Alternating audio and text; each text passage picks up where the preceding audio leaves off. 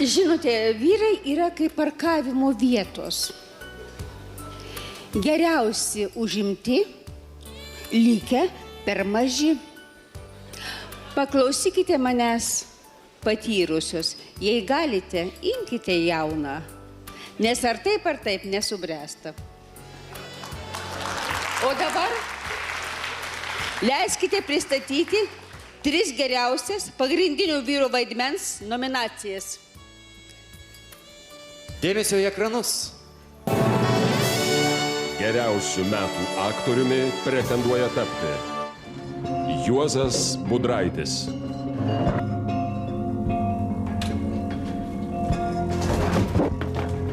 Tu irgi kažkas lipi. Nežaisk su manimi. Sugrįšiu gruodžio 8. Dainius Kazlauskas. Kodėl taip į mane palaidai?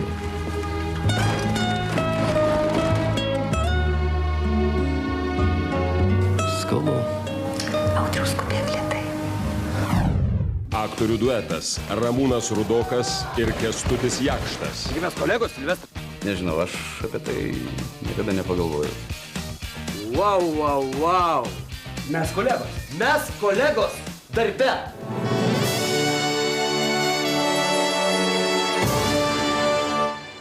Tuoj sužinosime, kuris aktorius parsineš gervelę į namus. Į sceną kviečiu ryškę kino ir teatro žvaigždę kolegę Elvyrą Žebertavičiūtę.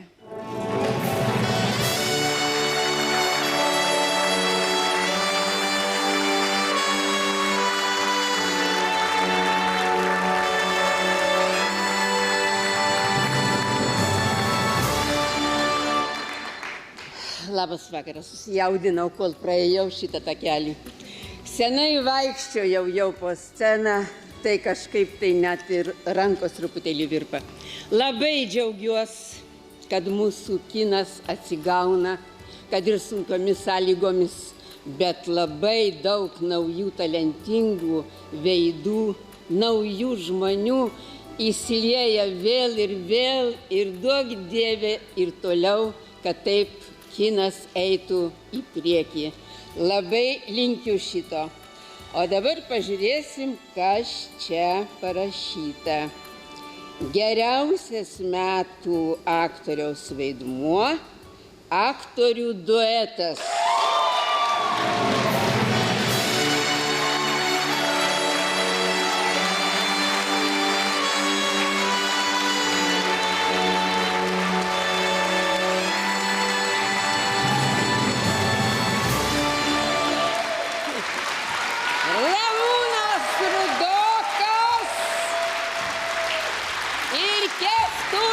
Jakštas.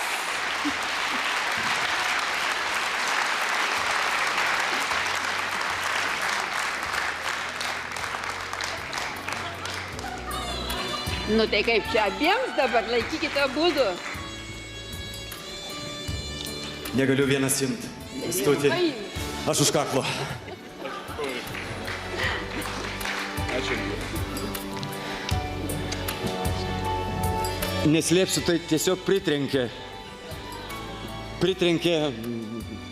svoris, kurį staiga pajutau savo rankose ir pritrenkė svoris atsakomybės, kuris gula ant plačių Kęstučio pečių. Ačiū labai visiems, iš ties šiandien man diena daug svarbesnė negu, ko gero, mano gimtadienis, nes šiandien aš gimiau kaip artistas. Ačiū visiems, kurie mane sukūrė.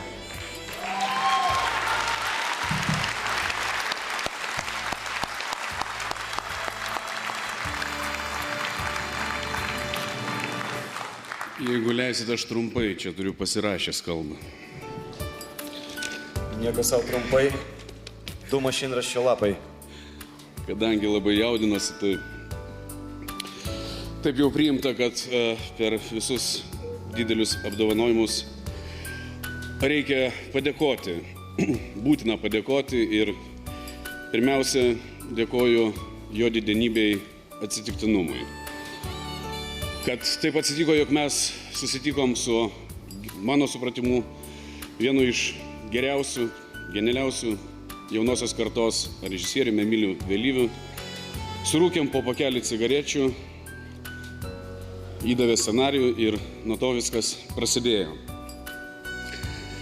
Taip pat dėkoju visai kūrybiniai komandai, kuri su mumis dirbo. Iš tikrųjų, tai yra pragariškas darbas ir visa ta komanda, kuri buvo suburta, verta pačių didžiausių apdovanojimų, bet taip jau išėjo, kad mums Ramūno atiteko. Gaila, nepasėmiau Lobziko, nežinau kaip dalinsimės. Dėkoju komisijai be abejonės. Jie svarstė ir matomai buvo įvairiausių svarstymų, bet įvyko taip, kaip įvyko.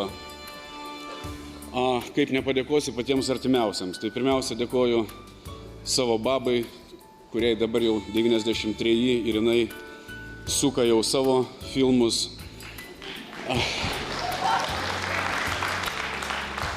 Bet tai labai artimas žmogus ir jinai man daug ką davė. Aišku, labai dėkoju savo mamai, dėkoju tėvui, kurio nebėra seniai. Žinoma, svarbiausiam žmogui mano gyvenime tai mano žmonai, kuri dažnai nematė manęs, o jinai jauna ir graži.